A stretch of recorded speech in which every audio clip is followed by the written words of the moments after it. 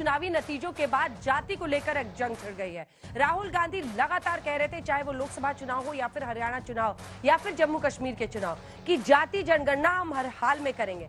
लेकिन अब हरियाणा के नतीजों के बाद बाजी पलटी है। ये सच है कि कांग्रेस पार्टी के अंदर ही इस बात को लेकर चिंतन है कि क्या आपसी गुटबाजी और तमाम जो लड़ाइयां पार्टी के अंदर चलती रही, टिकट बंटवारे में जो गलतियां हुई, उसकी वजह से उन्हें ये शिकस्त मिली है हरियाणा में। तो दूसरी तरफ इस बार दिलचस्प ये है कि कांग्रेस पार्टी ये कह रही है, कांग्रेस पार्टी के नेता ये कह रहे हैं कि बीजेपी ने इस बार जाति वाला कार्ड हरियाणा में चल दिया और इस चुनाव को जाट वर्सेस नॉन जाट कर दिया।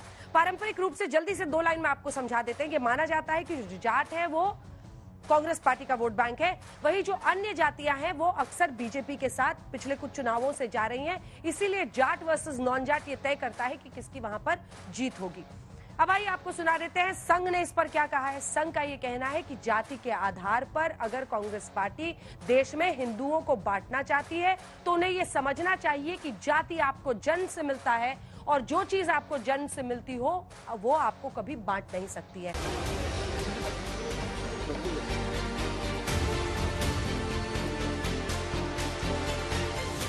नायब सिंह सैनी मां कामाख्या के दरबार में हाजिरी लगा आए हैं।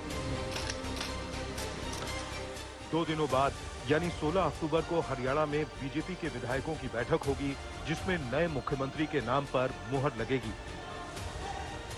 बीजेपी ने इसके लिए 2 पर्यवेक्षक नियुक्त किए हैं।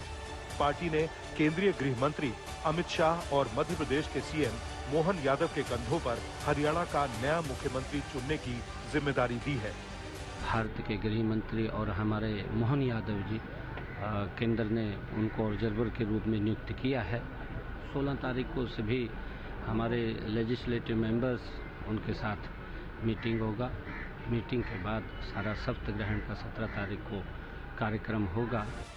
बीजेपी ने हरियाणा में चुनाव नायब सिंह सैनी के चेहरे पर लड़ा और अब उनका सीएम बनना भी करीब करीब तय है। नतीजों के अगले दिन यानी 9 अक्टूबर को नायब सिंह सैनी दिल्ली में पीएम मोदी और अमित शाह से मुलाकात भी कर चुके हैं। इसके बावजूद गृह मंत्री अमित शाह को ऑब्जर्वर के तौर पर हरियाणा भेजकर बीजेपी ने चर्चाओं को हवा दे दी है।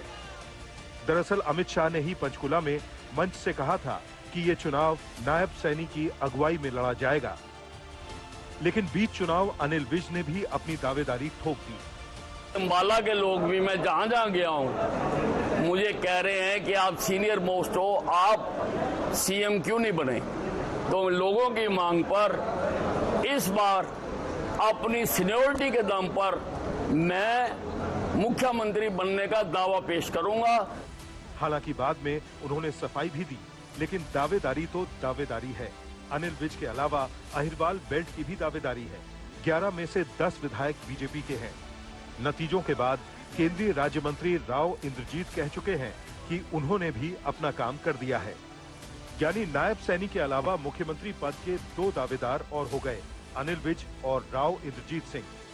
अब तस्वीर 16 अक्टूबर को ही साफ होगी, क्योंकि 17 अक्टूबर को शपथ ग्रहण होना है।